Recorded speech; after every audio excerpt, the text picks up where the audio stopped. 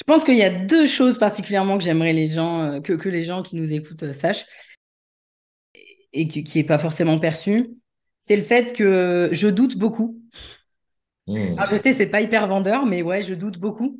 Et peut-être même que je doute plus que la moyenne. Je me pose beaucoup de questions, je me remets beaucoup en question. Et ça, c'est quelque chose qui ressort pas forcément. Bienvenue sur Vision, le podcast qui parle business, entrepreneuriat, mindset et développement.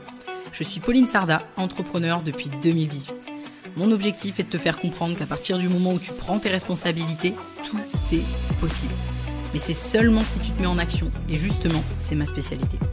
Alors si tu veux construire et développer ton business tout en restant focus sur l'essentiel, tu es au bon endroit. Save the date pour un rendez-vous par semaine, seul au micro ou accompagné d'un ou plusieurs invités. On démarre maintenant avec l'épisode du jour. Hello Raphaël et bienvenue sur l'épisode 0 de Vision. Déjà, j'espère que tu es en forme pour cet épisode. Yes, je suis super heureux qu'on puisse échanger un petit peu et merci encore pour ton invitation. Parfait.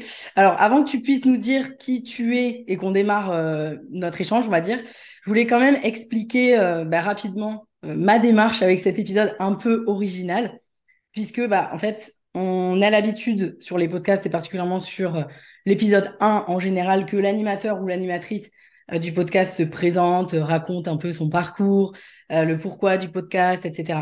Et en fait, moi, j'avais pas du tout envie de ça parce que déjà, un, j'aurais peur finalement de toujours me présenter, tu vois, sous le même angle. Et deux, parler de soi pour parler de soi, bon, je sais pas en fait si ça apporte vraiment quelque chose. Et puis, dernière raison, je trouvais que ça faisait un peu trop auto-centré et je préférais juste changer d'angle, même si oui, on va parler de moi, etc. Mais je voulais changer d'angle. Donc, sur cet épisode, finalement, pour que les gens comprennent bien, là, les gens qui nous écoutent, je vais avoir un échange avec toi, du coup, Raphaël. Et à travers ça, Mhm. j'espère que les gens découvriront un peu plus qui je suis et aussi pourquoi ce podcast.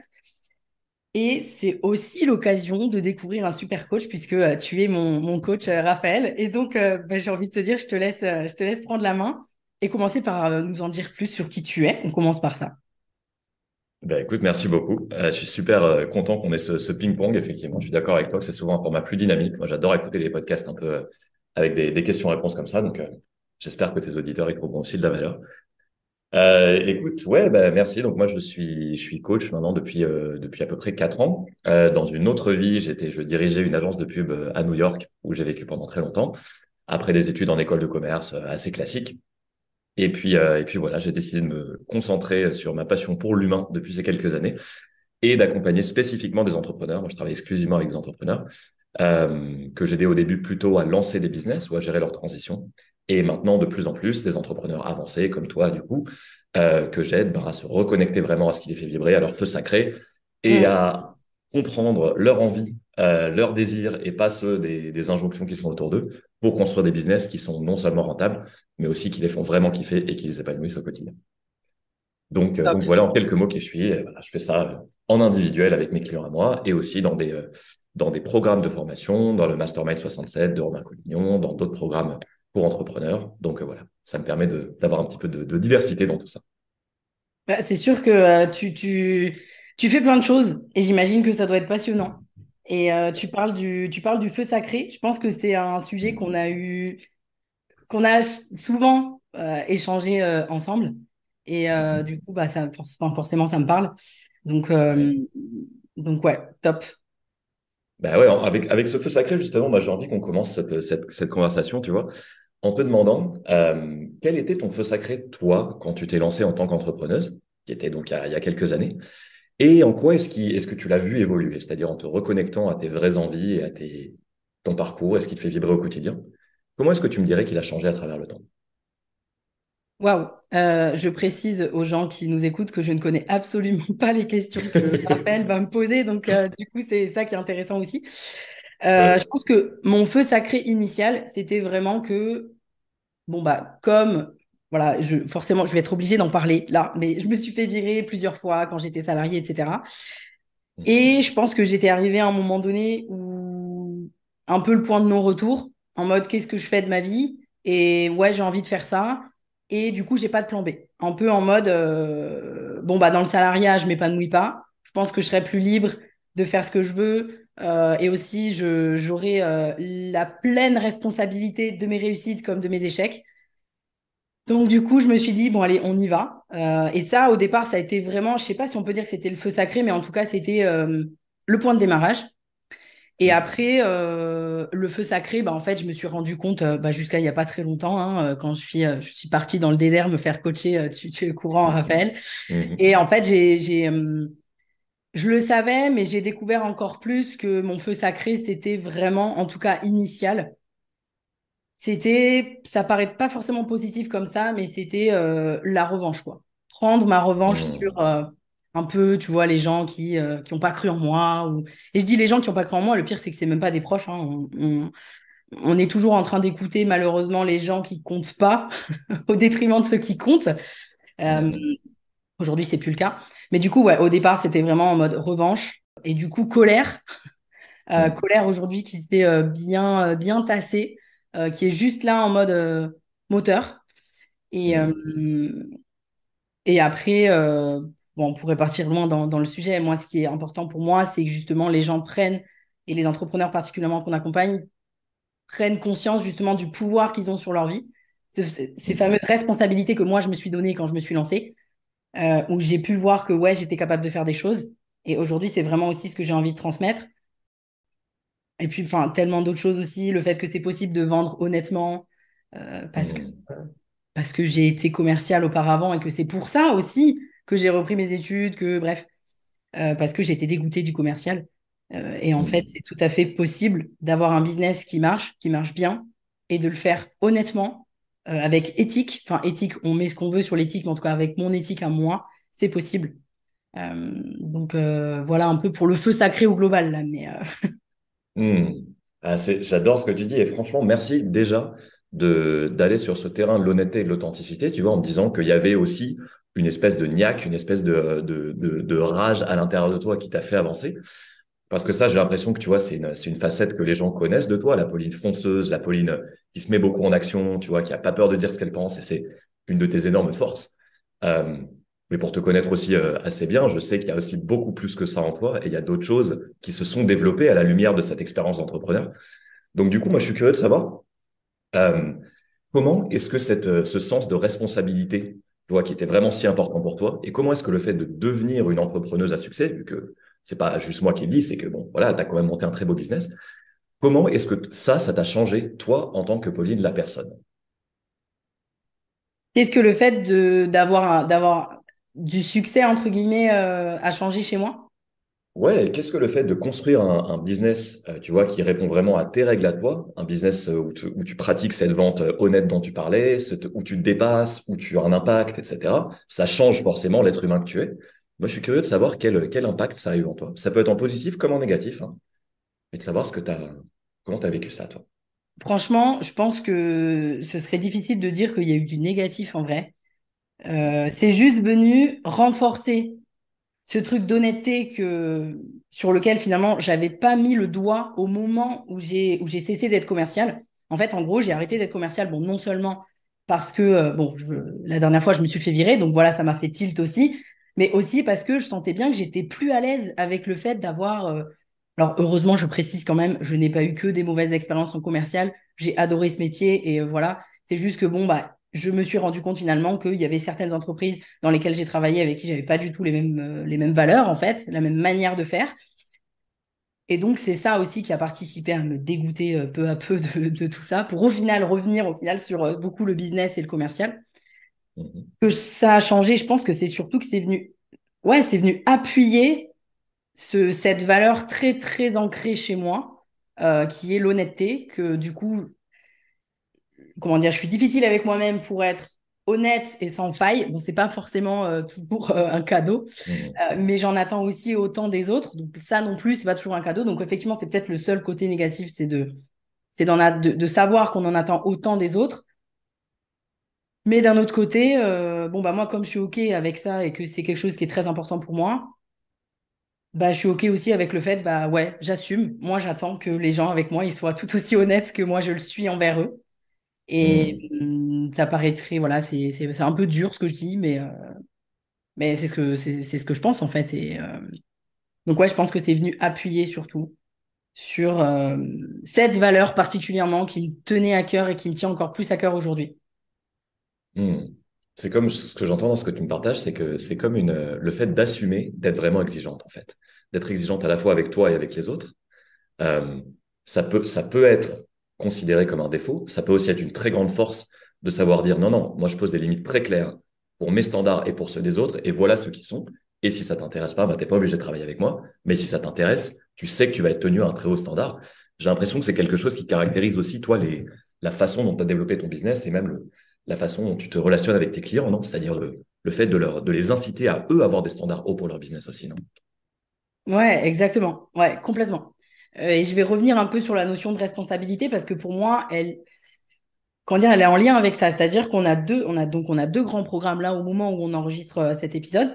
Et sur les deux programmes, il y a vraiment, sur le 3-6, on fait vraiment un coaching. Et sur le Dynamite 45, on fait quelque chose de plus léger parce que c'est tout simplement l'offre qui est en dessous, entre guillemets.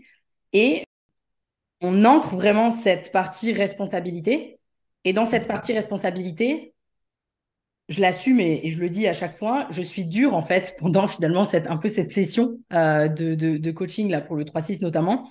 Parce qu'en fait, je leur explique que selon moi, il y a 80% des choses qui nous arrivent dans la vie on en est responsable. Responsable ne veut pas dire être coupable, mais c'est juste Mhm. on en est responsable. Et il y a les 20% qu'on ne contrôle pas.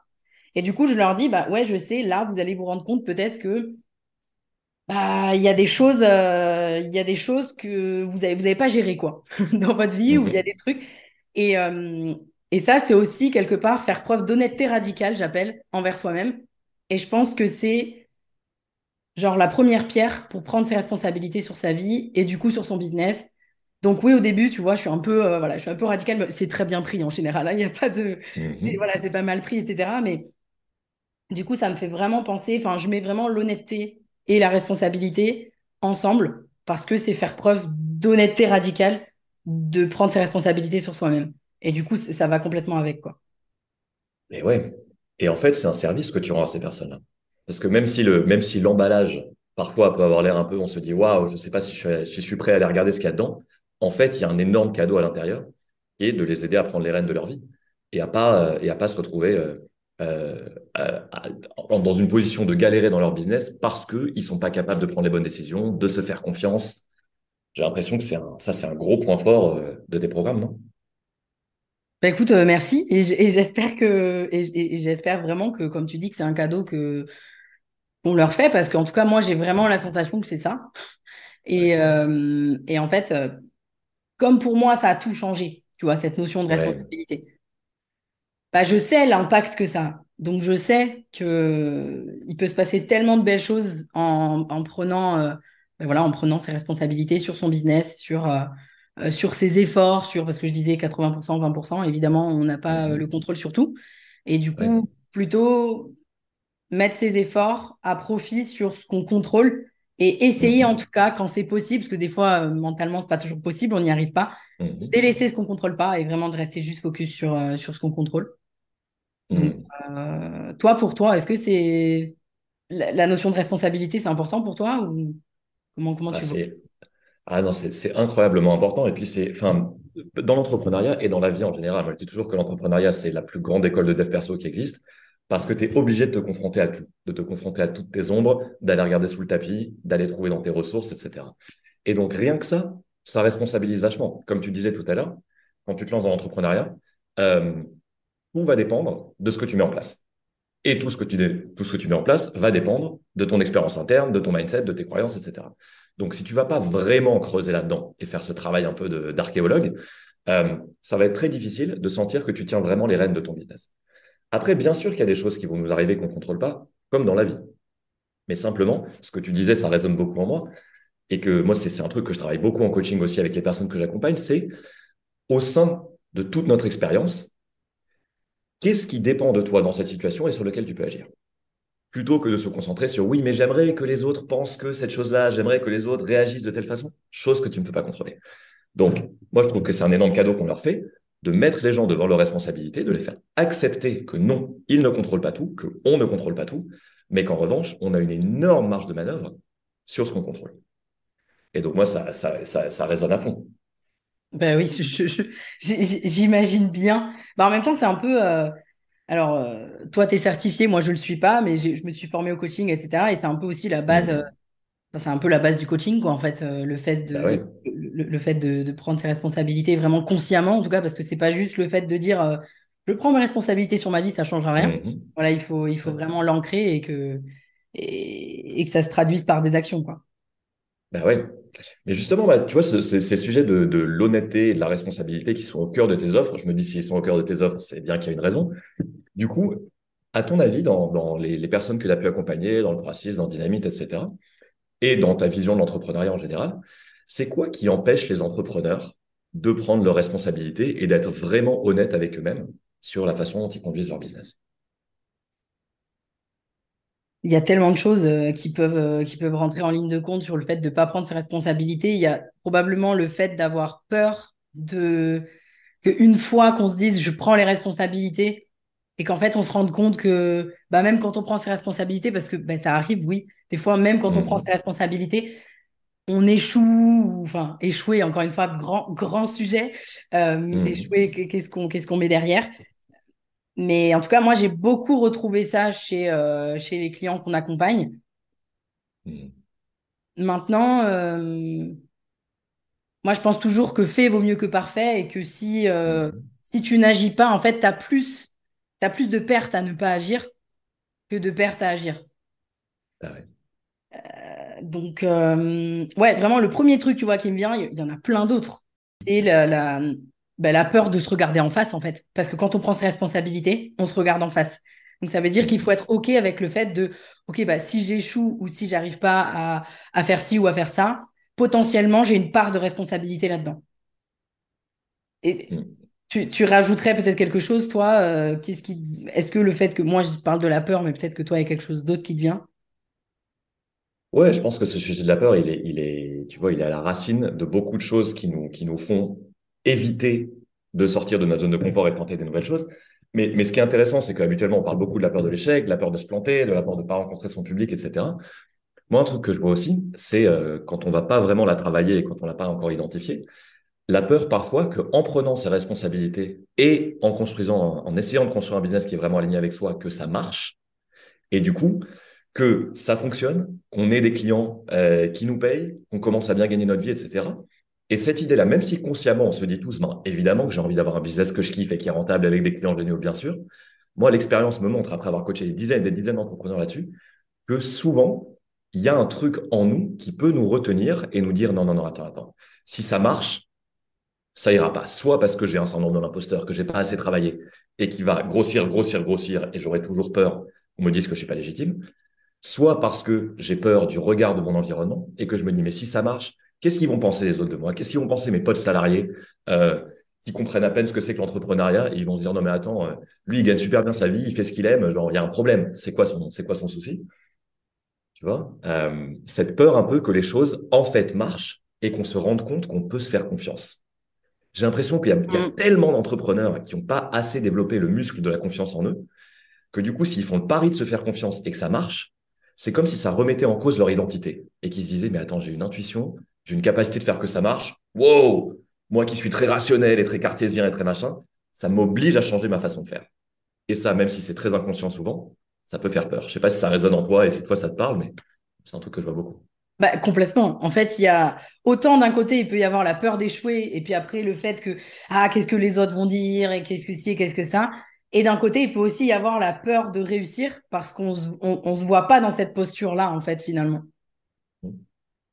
Et c'est souvent beaucoup plus tentant. De toute façon, le job, d'un point de vue de neurosciences, littéralement, le job de notre cerveau, c'est de nous protéger, c'est-à-dire de nous garder dans des situations qui sont familières.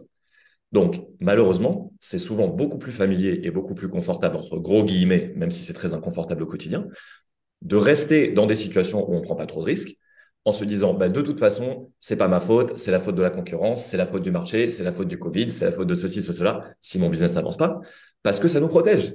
Et qu'on se dit, au moins, en restant dans ma bulle, je ne m'expose pas à ce qui peut venir avec le fait que ça marche. Or, on sait très bien, toi et moi, que l'entrepreneuriat, ça ne peut fonctionner que avec des prises de risques. Des prises de risques modérées, certes, mais il y a un moment où tu es obligé de faire autrement que comme tu as fait jusqu'à maintenant. Et ça, Exactement. ben, si tu vas pas débloquer ce qu'il y a derrière, effectivement, c'est très facile de ne pas prendre tes responsabilités et de te dire bah, peut-être que c'est pas pour moi ou que le marché n'est pas prêt ou que je sais pas. Et donc, ouais, c'est un truc qu'on observe beaucoup. Ouais, complètement. C'est ça.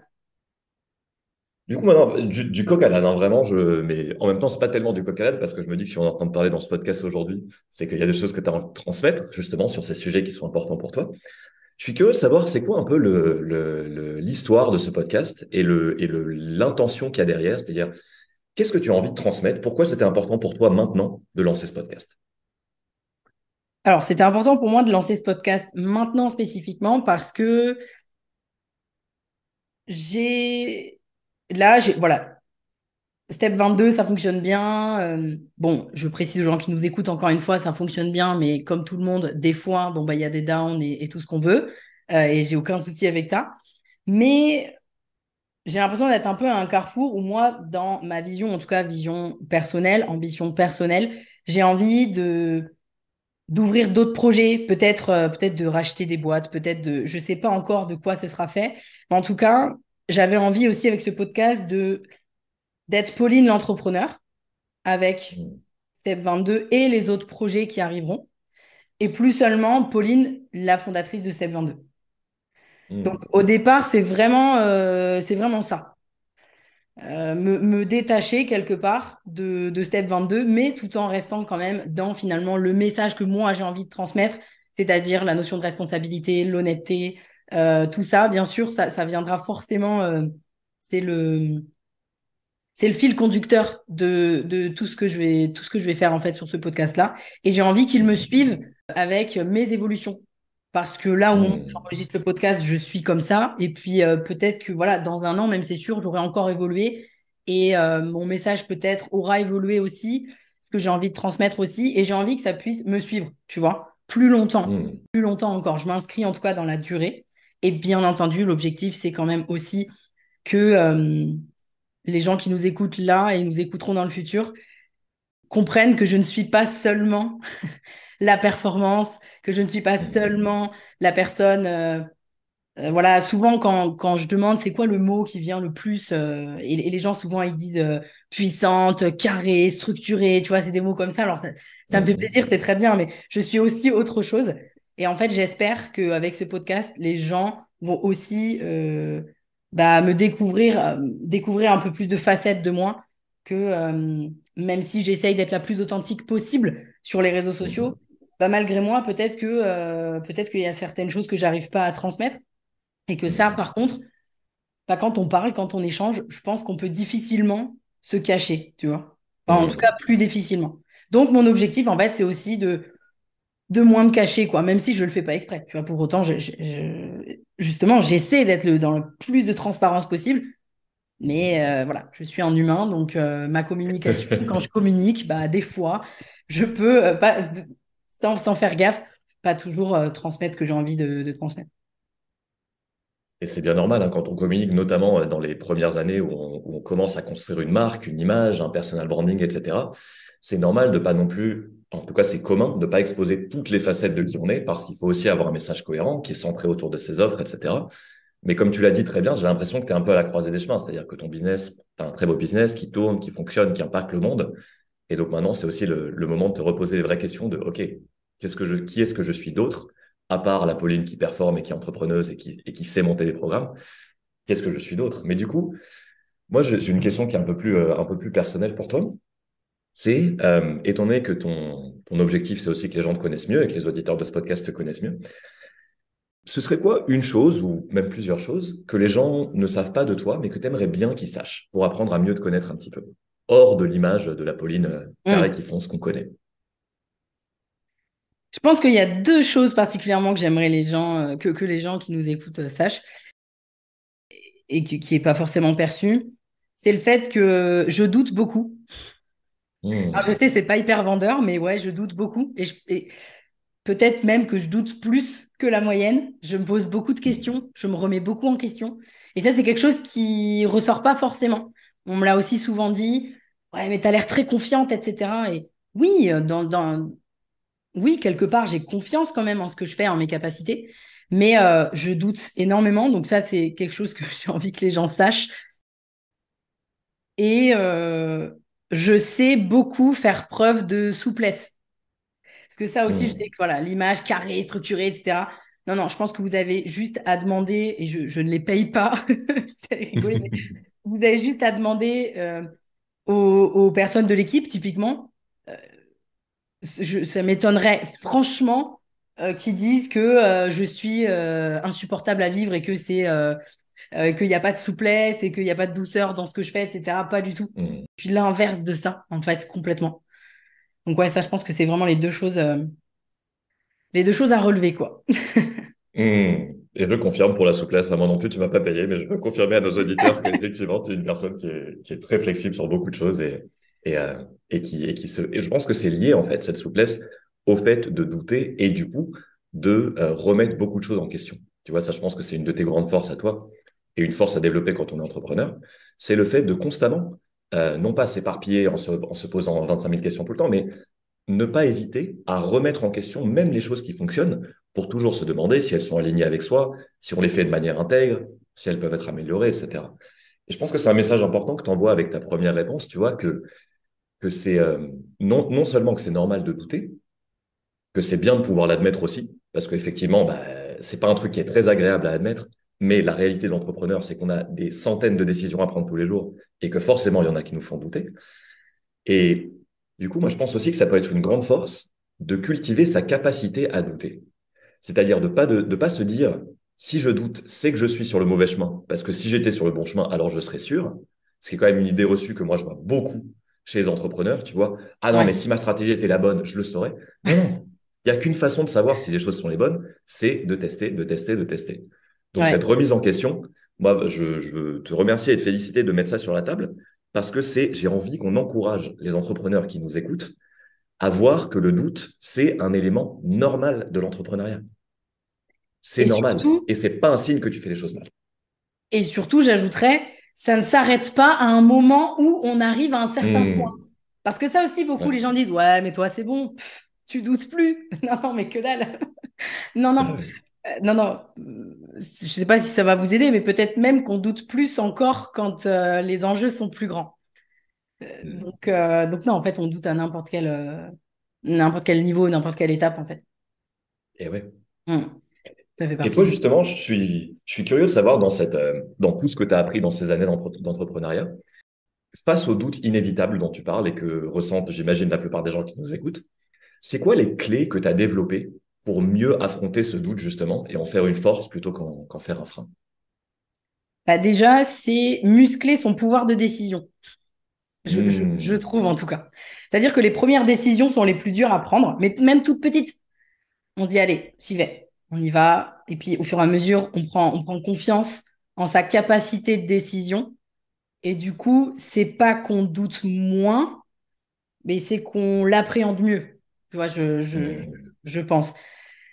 Parce que ça paraît un peu fou de dire comment ça muscler sa décision. Mais en fait, j'ai remarqué que là, particulièrement, tu vois, cette dernière année et demie, j'ai pris des décisions hallucinantes, mais des décisions, des grosses décisions en plus.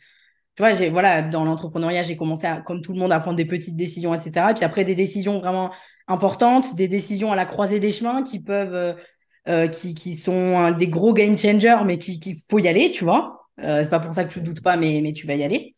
Et donc, plus ça va, plus c'est plus fluide pour moi, tu vois, de prendre Hmm. des décisions. Et du coup, oui, je doute, mais je vais plus vite dans mes prises de décision. Hmm.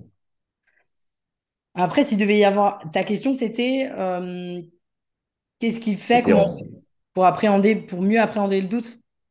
Ouais, qu'est-ce qui fait qu'avec l'expérience, en fait, le doute, au lieu d'être un frein, c'est devenu un allié dans ton business? C'est-à-dire, les leçons pour toi qu'il y a à trouver derrière le fait de douter?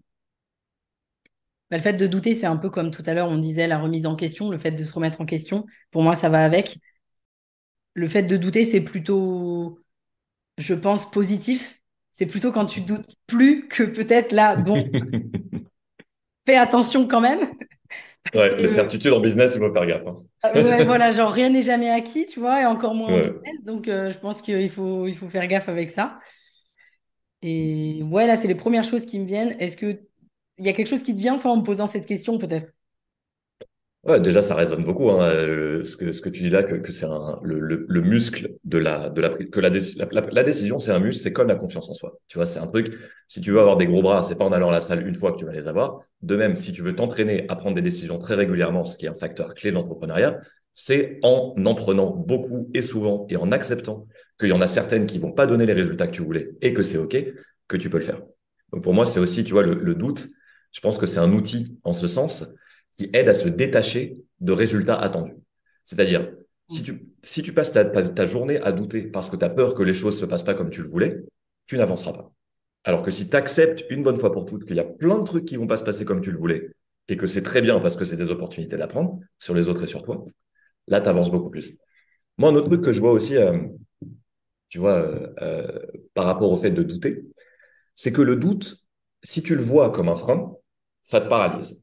Mais si tu décides de le voir juste comme un message, ça peut être un levier de connaissance de toi qui est super puissant. C'est-à-dire, si tu t'arrêtes une seconde et tu te dis, OK, j'arrive vraiment pas à prendre cette décision, au-delà de la décision elle-même, parce que c'est souvent pas la décision qui est difficile, c'est souvent les conséquences qu'on imagine de la décision. Donc, du coup, de te dire, OK, de quoi j'ai peur? C'est-à-dire, si il y a un truc qui se passe pas comme je voulais, qu'est-ce que j'ai peur de ressentir comme émotion? Qu'est-ce que j'ai peur qu'il y ait comme conséquence? Tu vois, se poser ce genre de questions-là, c'est-à-dire penser un step plus loin, ou 22 steps plus loin, et, et du coup de l'utiliser juste comme un messager.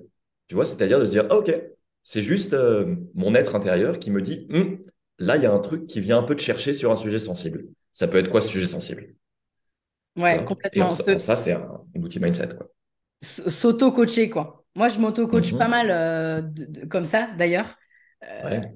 du style, tu vois, c'est marrant parce que ça fait écho à un prochain épisode solo qui sortira où j'ai parlé notamment de ça. Et typiquement, Mhm. quand tu te mets à critiquer quelqu'un, par exemple, mais ça peut être Mhm. pas forcément critiquer ouvertement, mais déjà toi, à l'intérieur de toi, tu vois. Ah là là, ça me Mhm. saoule, tu vois. Des trucs comme Mhm. ça. Ben moi, le premier truc qui me vient, c'est OK, qu'est-ce que ça dit de toi, Pauline? C'est quoi, en fait, le Mhm. truc qui vient te chercher, tu vois? Et ouais. Et je trouve que c'est hyper intéressant. Et tu disais tout à l'heure, l'entrepreneuriat, c'est vraiment genre l'école de la vie, l'école du développement personnel. Mais clairement, moi, j'ai l'impression d'avoir gagné 10 ans d'avance sur moi-même, tu vois, depuis que je suis entrepreneur, parce que c'est hallucinant tout ce que tu apprends sur toi. Et donc, le fait de prendre l'habitude quelque part de s'auto-coacher un peu comme ça, je trouve que c'est Mhm. hyper intéressant. Et d'ailleurs, tous les entrepreneurs qui m'entourent le font sans exception. Donc, Mhm. c'est vraiment un truc, du coup, si vous nous écoutez et que vous ne le faites pas, faites-le. Mhm. Et ouais. Et ouais. Et c'est vraiment un des quelques rares facteurs qui marquent la différence, je trouve, entre les entrepreneurs qui construisent vraiment des business et ceux qui ont de la difficulté ou qui stagnent.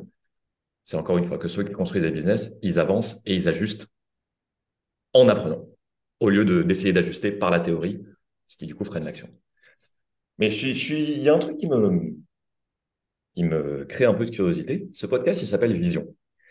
Mm. Déjà, pourquoi ce nom? Euh, je vais commencer par pourquoi ce nom. Pourquoi Après, ça? on verra là où ça nous mène. Ouais. Alors, pour les backstage, initialement, ce podcast devait s'appeler Focus.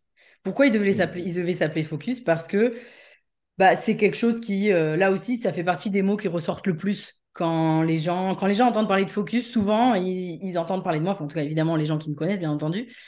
Mhm. Parce que je défends corps et âme le pouvoir du focus, le fait de vous mettre un cap, de vous positionner un cap et d'être vraiment de vous mettre dans une bulle impénétrable et vous devenez imperturbable par rapport au cap que vous êtes fixé, fait partie, selon moi, des trucs indispensables pour pouvoir atteindre ses objectifs, quels qu'ils soient.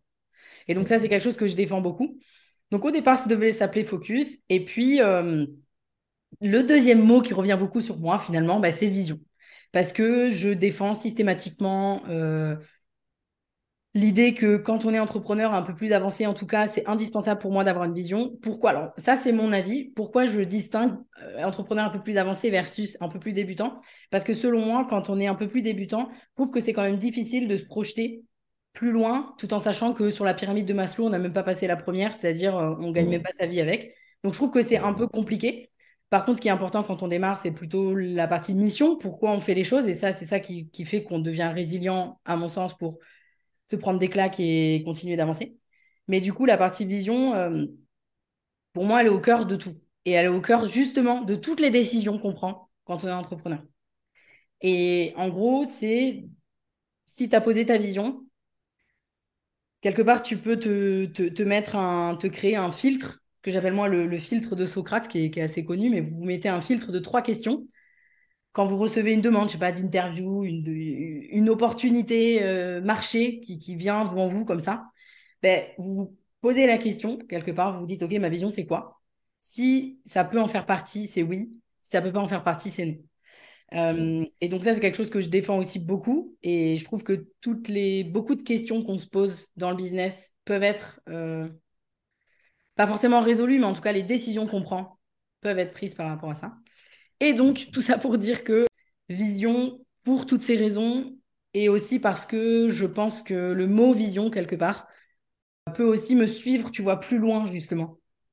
Ce Hmm. que j'ai expliqué tout à l'heure, le fait que j'avais envie de construire aussi potentiellement d'autres choses et que j'avais envie que ce podcast me suive vraiment longtemps.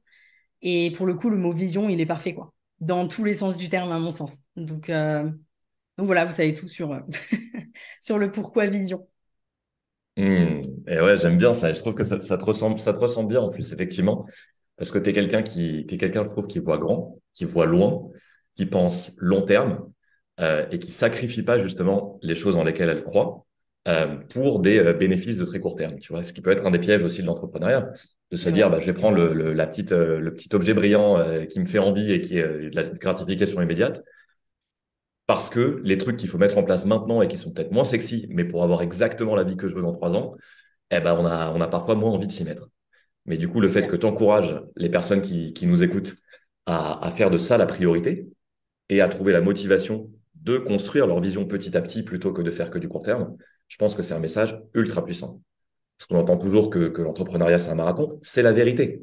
C'est-à-dire que les entrepreneurs à succès que vous voyez beaucoup sur les réseaux, etc., c'est souvent le résultat d'années de travail, de beaucoup d'années de travail en sous-marin, de construction d'une vision puissante, d'avancer pas à pas vers cette vision-là. Donc, juste attention aussi à ne regarder que les choses un peu sexy qu'on voit C'est sur les ça. réseaux. Souvent, il y a beaucoup de travail et une vraie réflexion stratégique derrière, chose qu'on voit pas toujours. Bah, c'est du coup, en fait, c'est vraiment la vision, c'est aussi le meilleur pare-feu, tu vois, si je peux le dire comme ça, de l'objet Mmh. brillant. Le fameux objet Ah brillant, ouais. ah ouais, je vais faire ci, je vais faire ça, hein.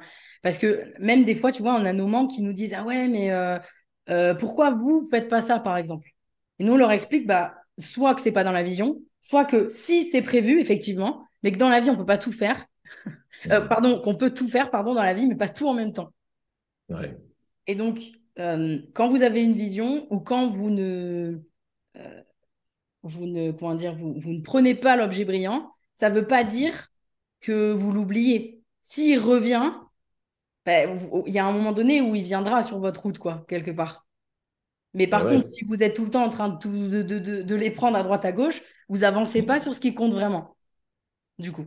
Et c'est là le lien entre vision et focus. Ouais. C'est-à-dire qu'avoir une vision claire, c'est ça qui te permet de trier exactement toutes les décisions que tu as à prendre avec cette question que tu posais tout à l'heure, qui est est-ce que ça me rapproche de la vie idéale que j'ai envie de me mener, ou bien est-ce que je me mets juste des œillères parce que j'ai pas envie de voir que ça demande de l'effort de construire ce que j'ai envie de construire. Et du Ouais. coup, vision et focus, enfin, c'est un outil. Moi, franchement, pour l'anecdote, je vais être complètement honnête, hein, même étant coach et Ouais. aidant des gens à travailler leur vision, pendant genre les 2 premières années de mon activité, c'est un exercice que je faisais même pas faire à mes coachés parce que je me disais, ouais, c'est bon, la vision, c'est encore un truc un peu ou machin, manifestation, projection, etc. Le jour où je me suis posé, moi, pour écrire ma vision et où j'ai compris le pouvoir de vraiment prendre un moment pour s'autoriser à rêver et à se connecter à ses vraies envies, déjà, ça a vraiment changé ma motivation à moi, tu vois, parce qu'encore une fois, les objets brillants, il y en avait dans tous les sens. Mais surtout, le jour où j'ai commencé à faire travailler ça à mes coachés, et toi et moi, on a travaillé ta vision ensemble, on sait l'importance que ça peut avoir dans un business, je me rends compte de l'impact de dingue que ça crée au quotidien. Parce que c'est vraiment un phare, en fait. C'est un phare qui guide toutes les décisions. Et que pour les personnes qui nous écoutent, moi, un petit conseil que j'ai envie de leur donner, c'est de pas tomber dans le piège de voir la vision comme un objectif. C'est-à-dire de ne pas le voir comme un truc qu'il faut absolument atteindre, qui est rationnel, Ouais. qu'on peut mesurer, etc. ça doit être un truc qui t'inspire, qui te fait rêver, qui te fait te lever le matin en te disant, mais c'est ça, en fait, la vie que j'ai envie de construire. Et même si tu sais pas encore quel chemin va t'emmener là-bas, tu sais au moins qu'il y a un phare qui te guide et que du coup, si tu es en train de dévier, tu peux toujours, hop, te dire, attends, je suis en train de dévier, je me remets vers un chemin qui va m'y emmener. Mais déjà, ne vous concentrez pas sur le comment de votre vision. Si vous êtes en train d'en poser une, demandez-vous juste pourquoi et quoi. Le comment, ça viendra avec le temps, ça viendra avec des objectifs, ça viendra avec un coaching, ça viendra avec ce que vous voulez. Mais déjà, il faut qu'il y ait un truc qui, dans vos tripes, vous fasse vous dire, mais évidemment que c'est ça la vie dont je rêve. Et si elle vous fait pas un peu peur, c'est probablement qu'elle n'est pas assez ambitieuse. Ouais, bah, je suis tellement d'accord avec toi. Et puis en plus, c'est marrant parce que j'avais exactement le même discours au début. J'étais là, Hmm. mais c'est quoi ce truc-là? Ce truc fumeux, là, galvaudé, tout le monde en parle et tout, mais c'est quoi ce machin?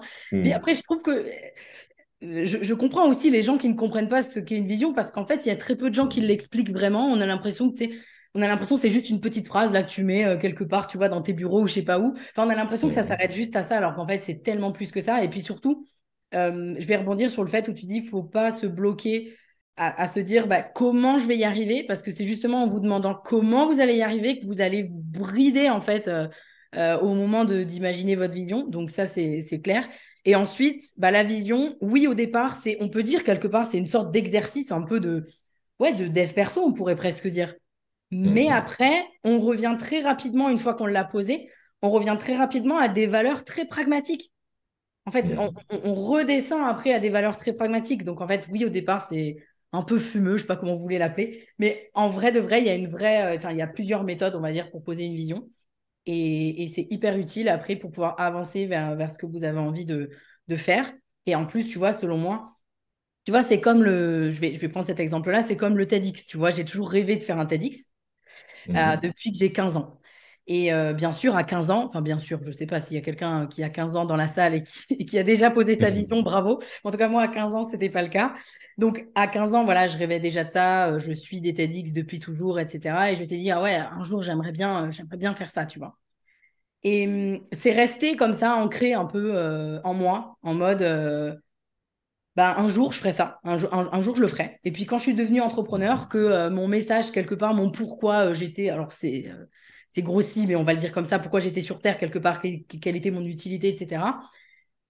Où ce TEDx est venu encore plus me pousser, tu vois, me dire, ah ouais, mais en fait, il faut vraiment que tu fasses un TEDx un jour ou l'autre, quoi, tu vois. Et au Hmm. moment où on enregistre cet épisode, du coup, je sais que je vais être TEDx speaker dans les prochains mois. Et ça, pour moi, c'est typiquement la force de la vision, quoi. C'est-à-dire que Hmm. je l'avais posé quelque part, tu vois, comme un cap. Et quelque part, j'ai bousculé les éléments pour que ça arrive. Et si tu te poses pas ce cap-là, tu bousculeras pas, en fait, les éléments pour que ça arrive. Alors que si tu la poses, ça arrivera. Tu vois, j'ai vraiment cette... Et pour tout, en fait. Ben ouais. Et ouais. Si tu visualises pas, si tu décides pas, en fait, ce après quoi tu cours et ce que tu as vraiment envie d'atteindre, alors c'est les autres qui vont décider pour toi. Voilà. C'est-à-dire que c'est les injonctions qu'il y a autour de toi dans toutes les sphères de l'entrepreneuriat qui vont te dicter ta façon de faire. Moi, je le vois encore et ça me brise le cœur, tu vois, des entrepreneurs qui entendent que quand on est entrepreneur, il faut galérer, il faut en chier, il faut hustle, il faut toujours être en mode travail, etc. Et qui du coup, alors que eux, c'est pas leur rythme, c'est pas forcément leurs envies, peut-être que eux, ils ont pas envie de gagner des millions, mais ils ont envie d'un certain équilibre de vie, etc. Et qui du coup, qui courent après des trucs qui leur ressemblent pas et qui terminent en burn-out et démotivés. Et donc la vision, pour moi, c'est aussi l'antidote contre ça. C'est-à-dire en te forçant à te demander en ton âme et conscience quelles sont tes vraies envies à toi, qui sont pas celles de ton voisin, bah, ensuite la stratégie, elle en découle assez logiquement. Parce que du coup, tu sais exactement là où tu vas. Et donc, tu risques pas de mettre en place des stratégies dont tu sais qu'elles t'emmèneraient à un endroit qui est peut-être très bien pour ton voisin, mais qui est pas bien pour toi. Ouais, exactement. C'est top que tu dises ça parce que vraiment, ça fait partie des choses dans notre accompagnement 3-6 pour lesquelles, genre, je me bats littéralement. C'est-à-dire que le premier, la première chose, le premier travail qu'ils font en arrivant sur le 3-6, c'est le travail de vision. Et justement, même aussi dans ma communication, je le dis beaucoup, je le répète beaucoup. Je vais prendre l'exemple de la formation en ligne parce qu'on entend beaucoup que on a l'impression, à écouter un peu la sphère du web, tu vois, que la seule façon d'être libre dans son business, c'est de sortir une formation en ligne, tu vois. Hmm. Et oui, possiblement, ça fait partie des possibilités, effectivement, mais déjà, un, il y en a plein d'autres, et deux, mais ne le faites pas parce qu'on vous a dit de le faire ou parce que c'est à la mode, en fait. Mhm. Faites-le si et seulement si c'est aligné avec votre vision, justement, et avec ce que vous avez envie de faire. Parce que sinon, qu'est-ce que vous allez faire? Vous allez sortir votre formation en ligne et puis après, vous allez venir détricoter ce que vous avez fait parce que vous vous sentirez plus aligné. Et je parle en connaissance de cause puisque c'est exactement ce que j'ai fait il y a 3 ans et demi où je me suis dit, bon, bah, ok, la seule solution, c'est ça. C'est ce que j'ai fait. Et au final, je me suis rendu compte que c'était pas forcément ce que j'avais envie de faire, que j'avais vraiment envie d'être dans des accompagnements plus profonds, plus impactants. En tout cas, je dis pas qu'on peut pas être impactant avec de la formation en ligne pure, mais en tout cas, c'était pas moi ce que j'avais envie de transmettre, ce que j'avais envie de faire. Et au final, j'ai un peu détricoté, tu vois, ce que j'ai fait. Mhm. Donc ouais, pensez vraiment à ce que vous avez envie de faire, c'est le plus important, quoi. Et c'est là Bah où ouais. vous assurez de faire les meilleurs choix. Parce qu'en fait, il n'y a pas de bons choix en business. Il y en a plein qui sont possibles et qui vont fonctionner, mais il y en a qu'un qui fera sens pour vous. Et ouais. Et on en revient, tu vois, la boucle est bouclée avec la prise de décision dont on parlait tout à l'heure. C'est pas tant la décision elle-même qui importe, c'est comment tu vas la vivre ensuite. Et c'est vraiment qu'est-ce que tu vas en faire, comment tu vas l'appliquer au quotidien, qu'est-ce que tu vas apprendre de toi sur le chemin, c'est ça qui importe. Donc si vous vous bloquez, même avec votre vision, même avec votre prise de décision, juste avancez, en gardant Mm. en tête qu'on peut jamais avoir tous les éléments nécessaires pour prendre les bonnes décisions, quelle que soit la définition de ça, et que les bonnes décisions, c'est le muscle que tu disais tout à l'heure. C'est en les vivant et en les incarnant et en apprenant qu'elles deviendront à chaque fois meilleures. Bah Vraiment. écoute, je suis ravie par conséquent d'avoir appelé le podcast Vision parce que ça vient encore Mhm. plus renforcer le pourquoi du comment et Et j'espère ouais. que ça parlera quoi tout simplement. J'en ai aucun doute, hein. Vraiment, quand je vois tout ce que ce podcast va porter, ce que tu as partagé avec nous, sur l'importance de développer l'honnêteté radicale, de la responsabilisation, de créer une vision forte, de penser long terme, etc. Tout ça, pour moi, c'est des piliers du succès en entrepreneuriat. Donc, écoute, moi, je pourrais rester 4 heures de plus à discuter avec toi et j'en aurais très envie, mais simplement pour respecter aussi le temps de nos auditeurs, j'ai juste envie de te demander, est-ce qu'il y a une chose que tu as envie de partager aux personnes qui nous écoutent, dont on n'aurait pas encore parlé jusqu'à maintenant, mais je sais pas, qui est présente en ton cœur là tout de suite et que tu auras envie de dire à nos auditeurs? De dire. Ouais. Moi j'ai envie de partager. Alors, ça va pas du tout finir en douceur, mais c'est pas grave. J'ai envie, j'ai envie de donner. En fait, il y a une citation que j'aime beaucoup, mais alors je ne sais absolument pas qui c'est. Je suis incapable de dire qui a sorti cette citation, qui me parle beaucoup et que j'ai envie de dire maintenant, que j'ai carrément affiché là, juste derrière mon bureau d'ailleurs. C'est arrêter de penser que la vie, c'est comme un restaurant. La restaurant, c'est plutôt. Super, je vais pas y arriver en plus. Voilà, c'est comme ça. Mais je vais laisser, je ne vais pas couper ça au montage. Je vais le Très laisser. bien. Euh, donc, ne prenez pas votre vie comme un restaurant. La vie, c'est pas un restaurant, c'est plutôt un buffet. Si vous avez faim, allez le chercher. Et donc là, je Hmm. pense qu'on s'arrête sur la responsabilité, le fait Et que ouais. bah, quand vous voulez quelque chose, il faut aller le chercher, c'est tout. Et il faut pas attendre les éléments extérieurs et ça arrivera pas en fait. C'est vous qui allez bousculer les éléments extérieurs, quoi. Hmm. J'adore cette image du buffet. Ça me parle tellement, non seulement parce que j'adore bouffer, mais en plus parce que je trouve que cette image du buffet, elle est hyper parlante en termes de prise de décision aussi, tu vois. Quand on a genre un buffet hyper riche avec 15 000 options dedans, on peut être paralysé en se disant mais de quoi j'ai envie ou bien je vais goûter tout. Et quand tu goûtes tout, eh ben, qu'est-ce qui se passe? Tu as une indigestion. C'est Alors que ça. si tu prends trois, quatre trucs que tu adores dans des quantités raisonnables, tu profites à fond de l'expérience. Et du coup, l'entrepreneuriat, c'est un peu pareil. Donc, concentrez-vous aussi sur l'essentiel. Restez focus. N'essayez pas de tout faire en même temps, ni de plaire à tout le monde, ni d'avoir 10 000 stratégies. Faites au plus simple. Et ça, je suis sûr que ce podcast va vous aider à ça. Et puis, ouais, c'est comme ça qu'on avance, quoi. Bah, écoute, je crois qu'on finit cet épisode parfaitement. Je te Mhm. remercie vraiment infiniment d'avoir été là sur cet épisode que j'appelle épisode 0. C'est l'épisode 1, mais je vais l'appeler épisode 0 parce que voilà, c'est le commencement en tout cas de Vision. Merci encore, Raphaël. Et puis, bah, je te dis à très vite. Ouais, avec grand plaisir. Merci à toi pour ton invitation. Et puis ouais, j'espère que ces mots auront aidé les personnes qui nous écoutent à avancer en restant dans la simplicité, dans la vision et surtout, surtout, surtout en écoutant leur envie à eux. C'est la clé de tout. Carrément. Merci beaucoup, Raphaël. Bye bye. Merci à toi d'avoir suivi cet épisode. Si tu l'as apprécié, je t'invite à me laisser un avis 5 étoiles sur la plateforme d'écoute sur laquelle tu te trouves, ou mieux encore, à le partager à quelqu'un de ton entourage qui aurait selon toi besoin de l'écouter.